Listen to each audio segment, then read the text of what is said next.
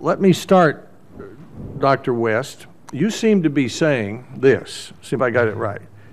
Keep the tests, maybe make them more flexible, keep the disaggregation of the results, keep the accountability system, but let the states create the accountability system. I got that about right? That's about right. You know, in my view, there's a clear federal role to play. Sorry. Well, now let me, before you keep thinking about your answer, and let me go to something else. Well, just to frame the question, we're talking about testing and accountability, and sometimes that gets off into educationese, and I have to refresh myself every 15 minutes about it, because, even though I've been fooling with it for years. The federal government, under No Child Left Behind, requires 17 annual standardized tests. Am I right about that? That's correct. So 7 tests in math, 7 in reading, once each year in grades 3 through 8, and once in high school. Now and then 3 tests in science, once in grades 3 through 5, once in grades 6 through 9, and once in high school. And these are 17 tests that must be used by law as the primary means of determining the yearly academic performance of the state and each school district and school in the state. But those aren't the only tests that kids take.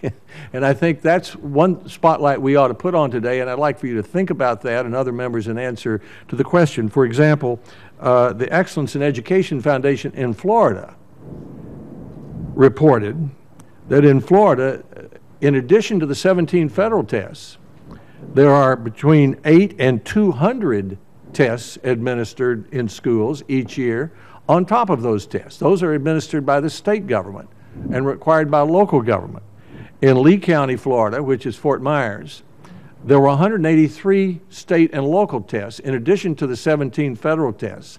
And when this report put the spotlight on the Lee County tests, they said, oh, well, maybe that's too many tests, and they've started giving fewer tests. So as we're talking about too many tests, and what kind of tests, but certainly too many tests, I think I'd like to have your thoughts about whether the culprit is the federal 17 tests or whether it's all the state and local tests, or is it because of the high stakes in the federal 17 tests that's causing the state and local governments to create so many local tests. I think the most difficult issue we have to figure out is this testing and accountability issue. I mean, testing, goals, standards, tests, and then the accountability is really what are the consequences? What is the definition of success on the tests?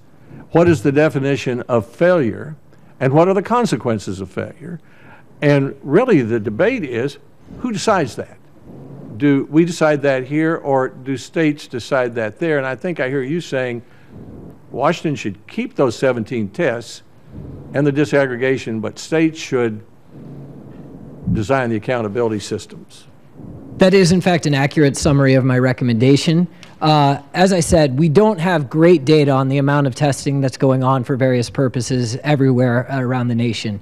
But the studies that have been conducted, like the one you referenced in the state of Florida, do suggest that the bulk of testing time is not devoted to the 17 federally mandated exams. That being said, I do think a lot of those tests are adopted by schools in an attempt to prepare themselves for the federally mandated annual exams, precisely because those exams carry so much weight with respect to how their schools are going to be treated by the accountability system. That accountability system sets up unrealistic expectations with respect to student achievement. Those expectations are most challenging for schools that serve students that face a lot of disadvantages. Let me go on to Mr. Leather or Mr. Bosberg in my few remaining seconds. Does New Hampshire and Colorado require a lot of extra tests in addition to the 17 federal tests, or do you and your local school district require a lot of extra tests, or as a result of the 17 federal tests? In New Hampshire, we just require the basic federal expectation of the 17 tests, plus we have alternative assessments for students with disabilities as well as students of English language learners, but that's what we do. Mr. Bosberg.